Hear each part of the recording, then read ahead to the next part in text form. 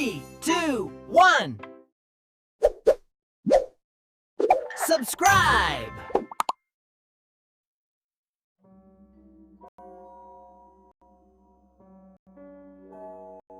सरस्वती जी और उनकी बहू रश्मि के बीच एक दिन बहस छिड़ जाती है। आखिर किसका काम ज्यादा आसान है, बहू का या सास का? माँ जी, सास को काम ही क्या है, आपके सारे काम उंगलियों पे तो हो जाते हैं।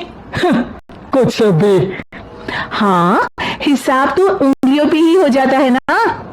अरे बेटा, ऐसा सिर्फ अभी लगता है, जो मुझे करना पड़ता है ना वो तुझे करना पड़े तो समझ आएगा कि असली काम का पहाड़ कैसा होता है।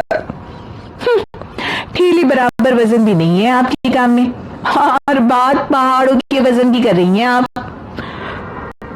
तू ऐसा करती ही क्या है घर में बेटा, ये तो बता मुझे। मैं थोड़ी ना कुछ करती हूँ, सब जादू से हो रहा है इस घर में। अरे एक दिन मेरा काम करोगी तो समझ आएगा। Okay okay, shut up. कल से मैं घर के काम करूंगी और तू मेरी जगह हर चीज का हिसाब रखना, ठीक है? ठीक है, ये भी कर लेते हैं। ये सास बहू की डील के बारे में रश्मि के पति अमन को नहीं पता था और न ही अमन के पिताजी सुरेश जी को। पर गेहूं के साथ साथ जैसे घुन भी पिस जाता है, ये दोनों भी पिसने वाले थे। सुबह अमन उठकर रेडी होता है ऑफिस जाने के लिए, तो पता है उसके कपड़े नहीं निकले हुए हैं। अरे रश्मि, तुमने मेरे कपड़े नहीं निकाले? अपनी माँ से पूछो ना, उन्हीं का काम है ये। अमन अपनी माँ के पास जाता है। अब मेरे कपड़े आज आप देने वाले हो क्या माँ? हाँ, देना तो मुझे ही चाहिए, पर तेरी बहू ने कपड़े धोने ही नहीं डाले, तो कोई भी धुला हुआ कपड़ा नहीं है बेटा। हैं? ऐसा क्यों? कपड़े तो धोने आप ही देते हो ना माँ? अरे बहू ने तुझे बताया नहीं, अब हम अदल बदल गए हैं, मैं अब बहू और तेरी बीवी सास। अमन परेशान हो गया, वो बिना इस्त्री के कपड़े पहनकर ऑफिस चला गया। सरस्वती जी अपने घुटने के दर्द के कारण झुककर घर साफ नहीं कर पा रही थी और ना ही खाना बनाना याद रख पाई। उधर रश्मि पहले ही दिन घर की चाबी घुमा चुकी थी और 300 रुपए का हिसाब अलग नहीं मिल रहा था। पर दोनों का ही घमंड कैलाश पर्वत से भी बड़ा था और दोनों ही खेम में एक दूसरे की बात मानने को बिल्कुल तैयार नहीं थे।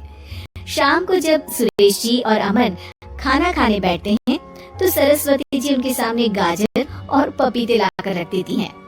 अरे माँ, ये क्या है? ख्याली पुलाव के साथ सलाद।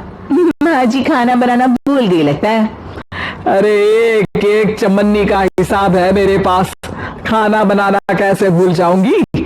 ये तो मैंने पढ़ा था कि फल फ्रूट खाने से सेहत अच्छी रहती है, इसीलिए ये ले, एक फल खा ले।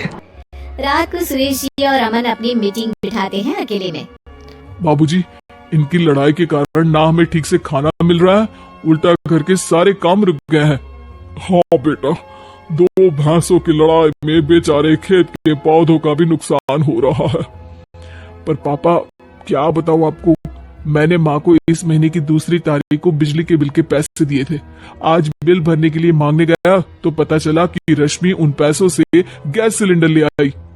अच्छा, तो सिलेंडर के पैसों का क्या हुआ? अब सिलेंडर के तो कोई पैसे नहीं थे बाबूजी, हमारे घर पर गैस की पाइपलाइन लगी है ना। बेटा, इन दोनों का कुछ करना पड़ेगा, नहीं तो अपने घमंड के चक्कर में पूरा घर बर्बाद कर डालेंगी ये दोनों। अमन और सुरेश जी काफी सोच विचार के बाद एक निष्कर्ष पर पहुंचते हैं।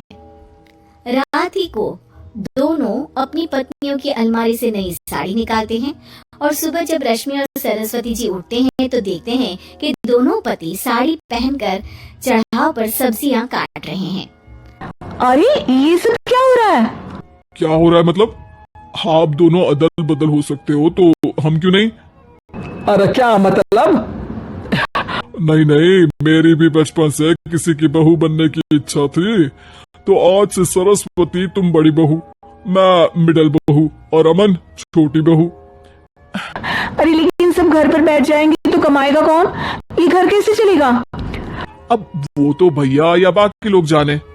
अब हमने भी अदल बदल कर ही लिया है तो कुछ नहीं हो सकता।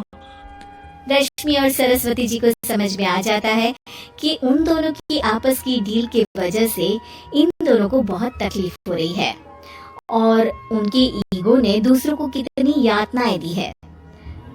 असल में माँ जी आप सही थी, सास बनना बहुत मुश्किल है।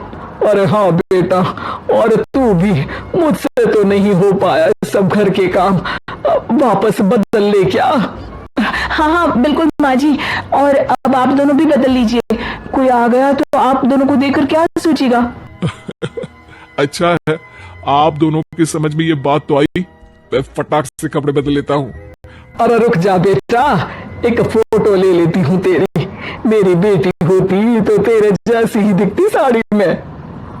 और मेरा फोटो नहीं लोगी?